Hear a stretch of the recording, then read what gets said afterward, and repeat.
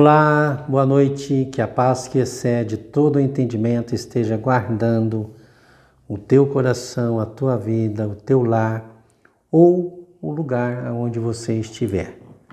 Que você aproveite essa série de estudos, que o título é Aonde a Murmuração Vai Te Levar. Estamos fazendo este estudo baseado nas 10 murmurações do povo de Israel contra Deus, Moisés e Arão, desde o Egito até a terra de Canaã. Estamos fazendo este estudo para alertar você a não ir por este caminho, a não se tornar um murmurador, ou se é um murmurador, deixar de ser um murmurador e passar a ser uma pessoa cheia de fé, de confiança em Deus, né? Vamos ao 9º vídeo e a 8ª murmuração do povo de Israel, e diz assim na 8ª murmuração: agora o povo de Israel, eles reclamam da qualidade do pão. Antes eles reclamavam pela falta de pão, Deus enviou o maná. Agora eles reclamam da qualidade do pão, né? Isso se deu quando o povo de Israel saiu do Egito. A Bíblia diz que o vulgo da terra, ou seja, um grupo de pessoas que eram estrangeiros, né? Entre várias etnias, tinha muitos egípcios ali no meio do povo de Israel. Aqueles homens tinham se casado com as hebreias quando eles moravam lá no Egito, né? Isso acontece no meio dos povos. E quando o povo de Israel saiu do Egito, então esses homens e mulheres que tinham se aparentado com os egípcios vieram juntos. E esse povo era o que mais contaminava o povo de Israel com as suas murmurações. Então, eles começam naquele período ali, né? Aquele grupo estrangeiro, né? Os egípcios que se casaram com mulheres hebreias, contaminaram o povo e os levaram a murmurar por causa do pão que Deus mandava do céu. Então eles comiam um pão que veio do céu. Torna-se gravíssimo, né? Um erro gravíssimo pensarmos que somos iguais aos não cristãos. Pensarmos que somos iguais, pois pertencemos a um outro reino. Eles não podem nos influenciar. Você que é cristão e é influenciado, busca orientações a um não cristão, é provável que você tenha muito problema com murmuração. Porque é muito difícil um não cristão entender e conhecer os princípios divinos. Embora há pessoas não cristãs que são pessoas boas, que são pessoas de um caráter bom. Mas você tem a Bíblia, você tem as Sagradas Escrituras. E ainda, mesmo que essas pessoas sejam da nossa família, né?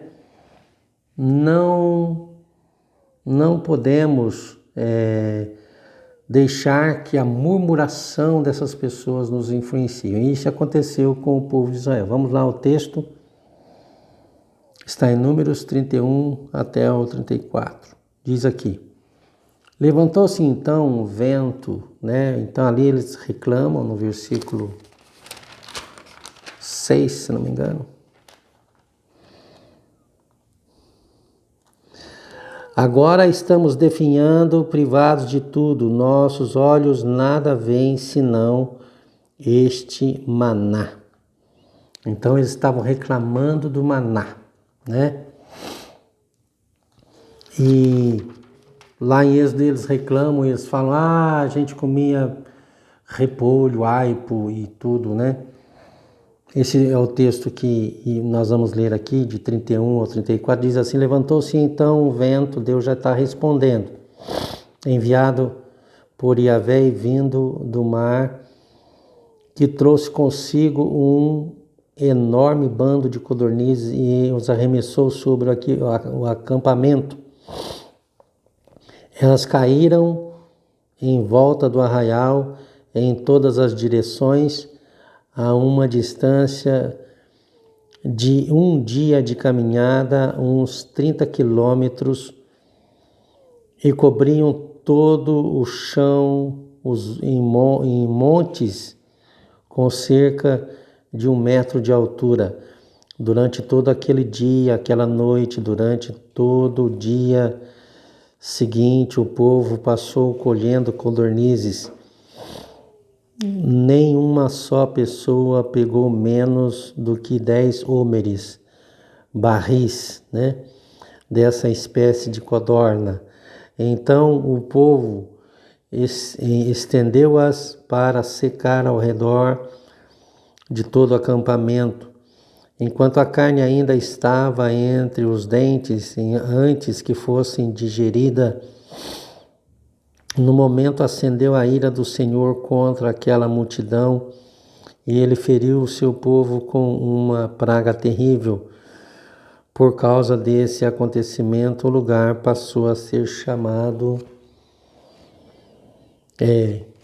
Kivrot Hatavá, que quer dizer sepulcros dos cobiçosos, porquanto ali foram enterrados todos aqueles que haviam sido dominados pelo desejo das iguarias do Egito.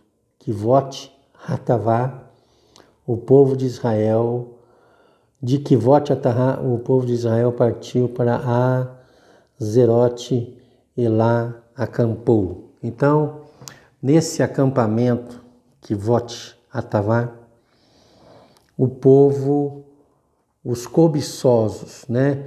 A cobiça também gera a murmuração, porque quando a pessoa, a Bíblia diz lá em Tiago, cobiçais e nada tendes, pedis e não recebeis, porque pedis mal para gastardes nos vossos deleites.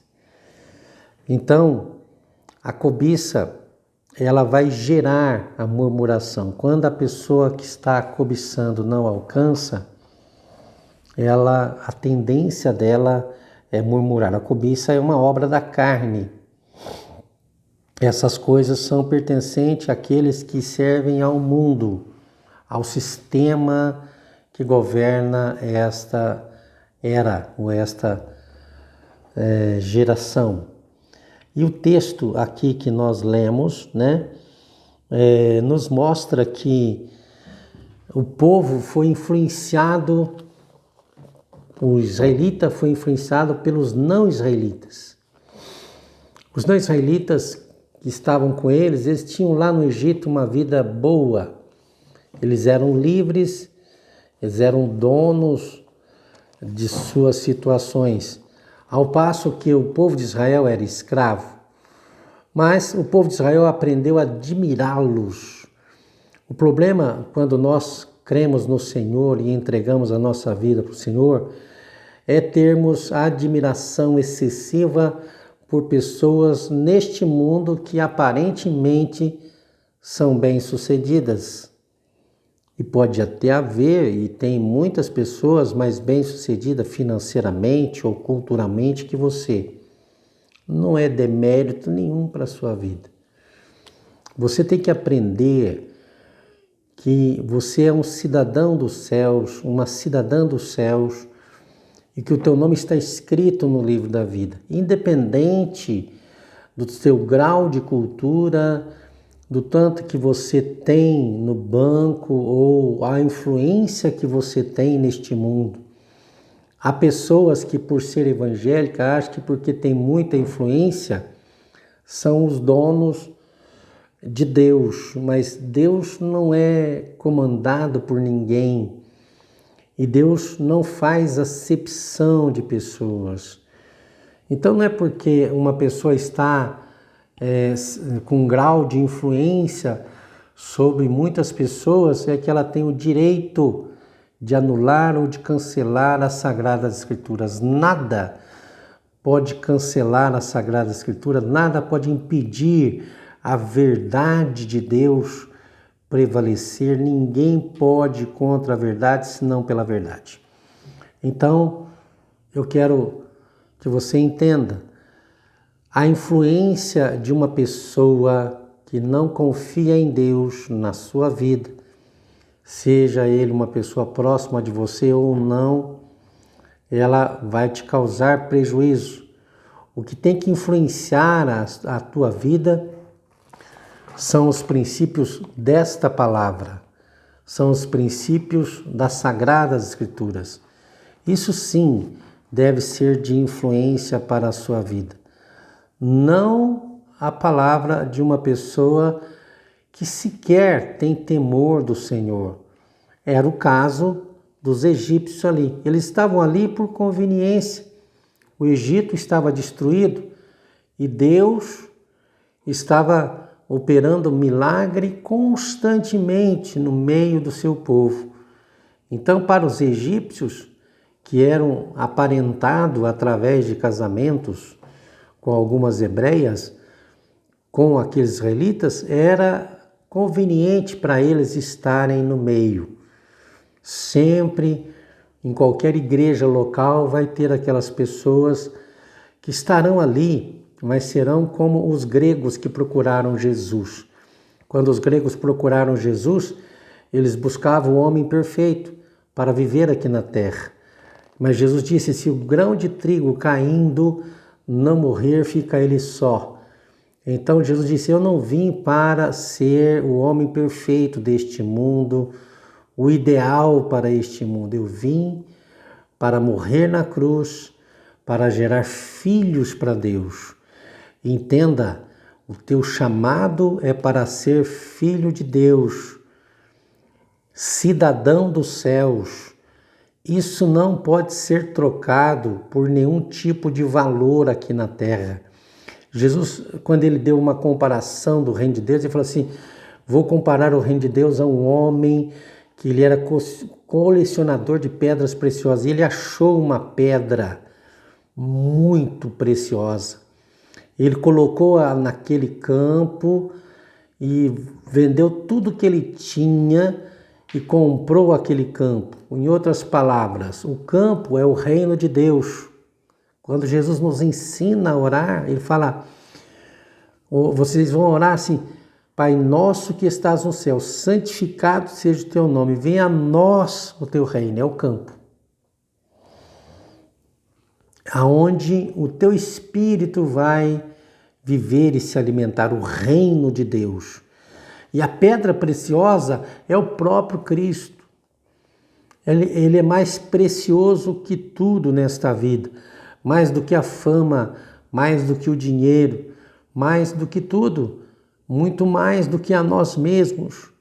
Então, não abra mão da tua cidadania celestial por murmurações. Não busque conselheiros que ao invés de te arremeterem ao céu, vai te trazer para a terra. Porque se você tem orado, venha a mim o teu reino, então é porque você quer subir e não ficar aqui. Mas se você quer de fato ter um reino aqui, então de fato você não tem nada a ver com aquilo que eu estou falando. Pois eu estou falando para pessoas que têm o nome escrito no livro da vida e querem entrar nos céus pela porta. Deus abençoe a sua vida. Até o próximo vídeo, em nome de Jesus. Espero que você continue, ou não, mas Deus abençoe a si mesmo.